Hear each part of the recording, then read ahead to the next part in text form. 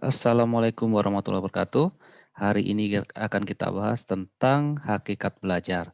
Nah, pada pertemuan yang lalu ada beberapa pertanyaan yang diberikan, terutama berkaitan dengan apakah belajar itu, kemudian bagaimanakah ciri belajar itu. Nah, di pertemuan kali ini kita akan bahas kedua masalah tersebut dan eh, sekaligus akan menjadi tugas nanti di pendalaman materi. Nah, yang pertama terkait dengan definisi belajar, ada beberapa kata kunci yang dapat kita ambil sebagai patokan dalam definisi belajar. Ada banyak sekali sebenarnya definisi belajar yang dikemukakan oleh para ahli. Antara lain adalah definisi yang dikemukakan oleh Kimball. Kimball mendefinisikan bahwa belajar adalah perubahan yang relatif permanen di dalam behavioral potentiality yang terjadi sebagai akibat praktik yang diperkuat. Maksudnya apa? Dari definisi ini sebenarnya ada beberapa kata kunci yang bisa kita ambil. Yang pertama adalah adanya perubahan yang relatif permanen. Nah, perubahan yang relatif permanen ini yang seperti apa? Perubahan yang relatif permanen adalah hasil belajar itu akan cenderung bertahan lama. Jadi tidak hari ini tahu kemudian 1 jam atau 2 jam kemudian lupa lagi. Nah, bukan seperti itu. Yang dimaksud dengan perubahan yang relatif permanen adalah hasil belajar ini akan membawa perubahan dalam jangka panjang, terutama perubahan dari sisi tingkah laku atau perubahan dari sisi perilaku individu yang belajar. Nah, kemudian dalam proses belajar itu juga ada aspek-aspek yang berubah yang harus kita pahami. Aspek ini secara teoritis dibagi menjadi 3. Jadi ada aspek kognitif, kemudian ada aspek afektif, dan ada aspek psikomotor. Nah, ketiga perubahan ini terjadi dalam proses belajar dan tidak harus dalam waktu bersamaan.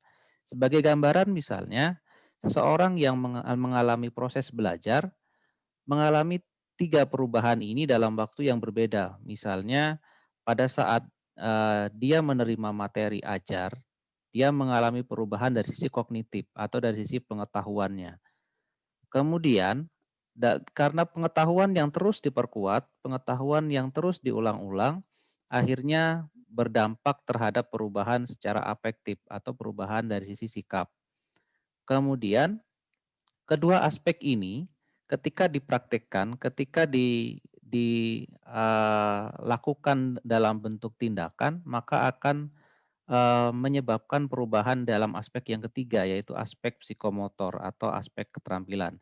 Nah, ketiga-tiganya ini sebenarnya adalah satu kesatuan sebagai hasil dari proses belajar.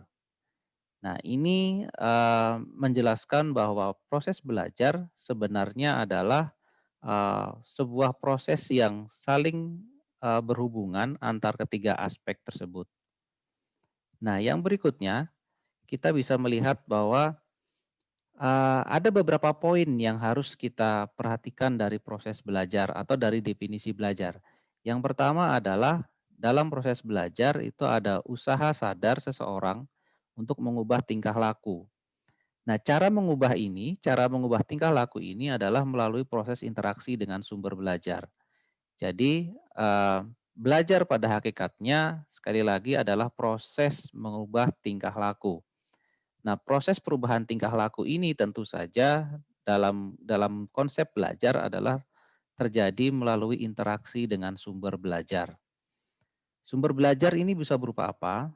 Sumber belajar bisa bermacam-macam. Sumber belajar bisa berupa buku, bisa juga berupa eh, lingkungan sekitar, bisa berupa sumber dari seseorang atau guru misalnya atau dosen atau sumber-sumber belajar yang lainnya. Jadi dalam pengertian ini sumber belajar adalah segala sesuatu yang memungkinkan siswa untuk memperoleh materi ajar atau memperoleh bahan pelajaran melalui proses interaksi. Selanjutnya, Dalam proses belajar, tadi dijelaskan ada perubahan tingkah laku yang bersifat permanen dan ke arah yang positif. Jadi perubahan ini hanya akan terlihat atau dapat diamati dari apa yang dilakukan atau apa yang ditunjukkan siswa selama proses belajar atau setelah proses pembelajaran berlangsung. Selanjutnya, poin yang berikutnya adalah perubahan tingkah laku. Ini seperti dijelaskan di pengertian tadi, dapat berupa kognitif, afektif, atau psikomotorik. Jadi ketiganya bisa berlangsung bersamaan, bisa juga eh, ketiga aspek ini pembentukannya, proses perubahan dalam belajar bisa jadi terjadi secara simultan atau bergantian. Kemudian poin yang terakhir adalah proses belajar hanya bisa berlangsung jika terjadi interaksi antara si belajar dengan sumber belajar. Artinya ketika siswa atau mahasiswa tidak mengakses sumber belajar atau tidak memiliki akses terhadap sumber belajar, maka proses belajar pun tidak akan terjadi. Nah, apa yang dimaksud dengan belajar? Belajar merupakan aktivitas ke arah perubahan tingkah laku tadi dijelaskan di definisi sebelumnya, dan proses perubahan tingkah laku ini juga melibatkan lingkungan dan guru atau sumber belajar lainnya.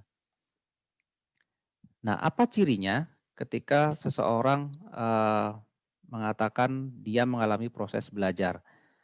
Cirinya yang pertama adalah bisa dilihat dari segi proses. Dari segi proses ada beberapa hal yang bisa kita perhatikan. Misalnya adanya aktivitas berupa aktivitas fisik, mental, atau emosional. Jadi proses belajar bisa jadi tidak hanya melibatkan aktivitas fisik, tapi juga melibatkan aktivitas mental dan emosional. Kemudian dalam proses belajar juga bisa jadi melibatkan unsur lingkungan. Jadi selama proses belajar, si pembelajar sebenarnya sangat dipengaruhi oleh lingkungan tempat dia belajar. Jadi lingkungan juga merupakan aspek pendukung terhadap proses belajar. Lingkungan di sini dapat bermakna sangat luas, bisa jadi lingkungan kelas ataupun eh, lingkungan tempat tinggal atau lingkungan pergaulan yang memungkinkan siswa untuk mempelajari suatu hal atau suatu nilai-nilai dalam masyarakat. Dan yang selanjutnya adalah tujuan ini belajar ini memiliki tujuan untuk terjadinya perubahan tingkah laku atau behavioral change. Jadi proses belajar pada hakikatnya adalah proses perubahan tingkah laku. Kemudian dari segi hasil, kita dapat mengidentifikasi apakah seorang individu itu belajar atau tidak. Dari segi hasil misalnya, kita bisa melihat apakah hasil belajar atau perubahan itu bersifat relatif tetap. Nah, hasil belajar secara teoritis dia memiliki kecenderungan untuk bersifat relatif tetap. Artinya, hasil belajar itu akan bertahan sekian lama sampai kemudian ada informasi baru atau ada informasi tambahan yang akan mengubah atau memperbaiki informasi sebelumnya. Yang berikutnya adalah dari sisi hasil juga bisa dilihat bahwa apa yang dia peroleh dari belajar itu diperoleh melalui usaha. Jadi proses belajar tentu saja terjadi melalui proses sadar. Jadi orang yang secara tidak sadar mendapatkan informasi atau mengetahui sesuatu, sebenarnya dari sisi teoritis tidak bisa dikatakan dia belajar. Karena proses belajar pada hakikatnya adalah sebuah proses yang dilalui melalui sebuah usaha untuk memperoleh uh, pengetahuan baru. Nah, sekarang mengapa kita perlu belajar? Ada beberapa hal yang perlu kita perhatikan. Yang pertama adalah eee, potensi kita sebagai manusia itu bersifat laten dan terbuka. Laten dalam artian, potensi ini tidak akan muncul, tidak akan terlihat, bila kita tidak mengasah kemampuan atau kita tidak berusaha untuk memperbaiki diri, sehingga kita dapat menunjukkan, kemampuan kita secara maksimal. Dan bersifat terbuka maksudnya adalah setiap manusia itu memiliki, kecenderungan untuk menerima informasi baru, untuk, menerima berbagai macam pengetahuan-pengetahuan baru. Sehingga, eee, seseorang bisa jadi memiliki pengetahuan yang sama memiliki pengetahuan yang berbeda dengan orang lain karena proses belajar. Kemudian yang kedua, kita bisa melihat bahwa pertumbuhan dan perkembangan manusia itu lebih banyak terjadi secara non instinktif atau, alamiah. Non instinktif maksudnya dalam banyak hal manusia sebenarnya cenderung mempelajari apa yang dia temukan di lingkungan, apa yang dia temukan sepanjang hidupnya. Nah, apa yang dia temukan itu kemudian dia pelajari, itulah yang membentuk diri manusia, yang membentuk, pola pikir manusia, yang membentuk kepribadian manusia. Nah, ini adalah beberapa hal yang menjadi urgensi kenapa kita perlu belajar. Kenapa setiap individu, baik itu anak kecil maupun, orang dewasa, selalu memerlukan proses belajar untuk terus mengembangkan dirinya, untuk terus, eee, kemampuannya sehingga dia dapat, menjadi lebih baik dari waktu ke waktu. Nah, apa indikatornya ketika kita mengatakan bahwa kita telah belajar? Ada beberapa, indikator atau beberapa acuan yang dapat kita gunakan untuk mengidentifikasi apakah kita mengalami proses belajar atau tidak. Yang pertama adalah belajar itu selalu diukur berdasarkan perubahan tingkah laku yang dapat diamati.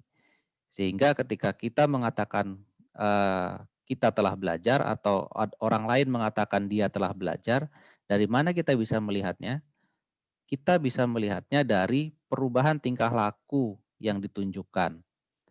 Idealnya, setiap orang yang belajar dia akan mengalami perubahan tingkah laku yang semakin baik. Yang berikutnya, mampu melakukan sesuatu yang sebelumnya tidak mampu dilakukan. Jadi proses belajar tentu adalah proses untuk menguasai seperangkat pengetahuan baru atau seperangkat, keterampilan baru, sehingga dengan demikian cara kita mengamati hasil belajar adalah dari apa yang dia mampu lakukan. Jadi ketika, eee, seseorang yang tadinya tidak bisa kemudian menjadi bisa, tentu kita dapat, mengidentifikasi bahwa dia telah mengalami proses belajar. Kemudian, poin yang selalu terulang-ulang jadi indikator adalah perubahan yang relatif permanen. Nah, perubahan dari hasil belajar biasanya akan bertahan, relatif lama dan tidak mudah terhapus atau tidak mudah, terganti oleh, pengetahuan atau kemampuan lain. Bahkan bisa jadi pengetahuan atau perubahan yang dialami ini akan bertahan seumur hidupnya. Kemudian, poin lainnya adalah perubahan tingkah laku tersebut tidak selalu atau bisa jadi terjadi secara tidak spontan. Maksudnya adalah hasil akhir dari proses belajar itu bisa jadi tidak akan terlihat ketika pembelajaran selesai. Bisa jadi hasil akhirnya nanti akan terlihat 5 atau 10 tahun yang akan datang. Karena proses perubahan tingkah laku itu bisa jadi tidak ditunjukkan langsung ketika siswa atau mahasiswa selesai mengikuti kelas atau mengikuti perkuliahan. Bisa jadi perubahan itu akan terakumulasi sehingga akan terlihat bertahun-tahun yang akan datang.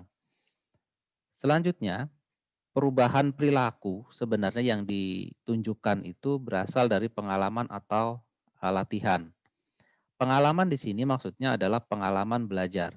Ketika seorang guru mengajar di dalam kelas, menjelaskan materi pelajaran, kemudian memberikan tugas-tugas kepada siswa, sebenarnya siswa sedang mengalami pengalaman belajar. Dia mengalami bagaimana proses pencarian informasi, penggalian informasi, proses untuk memahami banyak hal, kemudian proses untuk menemukan atau menciptakan ide-ide baru. Nah, proses-proses ini yang merupakan bagian dari pengalaman belajar akan membawa dampak yang bisa jadi tidak secara langsung, tapi secara berangsur-angsur yang akan mengubah individu tersebut dan seperti pada poin sebelumnya akan terlihat melalui tingkah laku individu tersebut. Dan indikator terakhir yang dapat dijadikan uh, petunjuk adalah pengalaman atau praktek tersebut harus terus diperkuat. Artinya, ketika kita mengalami proses belajar, kemudian proses belajar itu terhenti, bisa jadi informasi yang kita terima itu belum lengkap dan karena informasi itu belum lengkap, individu tersebut tidak akan menunjukkan hasil sebagaimana yang diharapkan. Nah, proses belajar yang baik adalah proses belajar yang dilakukan secara terus-menerus, diulang secara berulang-ulang. Eh, Dalam proses itu akan terjadi penguatan terhadap pengetahuan maupun keterampilan yang diperoleh. Nah, penguatan-penguatan ini pada akhirnya akan terakumulasi dan membentuk sebuah respon sehingga ketika seorang pembelajar menghadapi suatu masalah atau suatu kendala, maka dia akan dapat menyelesaikan setiap permasalahan atau kendala yang dihadapi sesuai dengan apa yang dia pelajari. Nah, dengan demikian ada beberapa hal yang dapat kita identifikasi sebagai makna belajar. Yang pertama adalah tentu saja bertambahnya pengetahuan. Yang kedua, dari proses belajar itu kita juga diharapkan untuk memahami nilai-nilai atau kaidah-kaidah baru. Yang ketiga tentu saja adalah perubahan sikap dan persepsi terhadap sesuatu. Jadi bukan hanya aspek kognitif tapi juga mencakup aspek afektif dan psikomotor. Yang berikutnya adalah perubahan tingkah laku. Dan yang terakhir yang dapat kita lihat adalah upaya untuk melakukan yang lebih baik secara berkesinambungan. Jadi proses belajar pada dasarnya adalah proses untuk terus memperbaiki, proses untuk terus memahami apa yang belum kita kuasai dan apa yang belum uh, kita miliki, dalam hal ini pengetahuan, untuk terus digali dan dikembangkan dalam kegiatan-kegiatan belajar selanjutnya. Nah, dari beberapa makna belajar ini, kita akhirnya akan menyimpulkan bahwa ternyata proses belajar adalah proses yang tidak terjadi sekali jalan. Artinya, proses belajar adalah proses yang bisa jadi terjadi secara simultan atau secara berkesinambungan antara satu aspek dengan aspek lainnya. Nah, dari beberapa slide tersebut dan dari penjelasan yang telah disampaikan, ada beberapa hal yang perlu diperdalam dalam studi literatur, terutama terkait dengan bagaimanakah ciri dari perilaku belajar itu, kemudian apa saja sebenarnya yang harus dilakukan atau yang harus ditunjukkan ketika seseorang mengatakan bahwa dia telah belajar. Nah, untuk menjawab beberapa pertanyaan tersebut, eh, Anda dapat mengerjakan dalam bentuk makalah singkat sesuai dengan template yang telah disertakan dalam modul pembelajaran ini. Demikian untuk pemaparan materi kali ini. Jangan lupa untuk mengerjakan dan mengumpulkan tugas yang telah diberikan sesuai dengan yang dilampirkan dalam modul. Kita akan bertemu lagi dalam pemaparan materi berikutnya dan penugasan-penugasan berikutnya. Terima kasih. Assalamualaikum warahmatullahi wabarakatuh.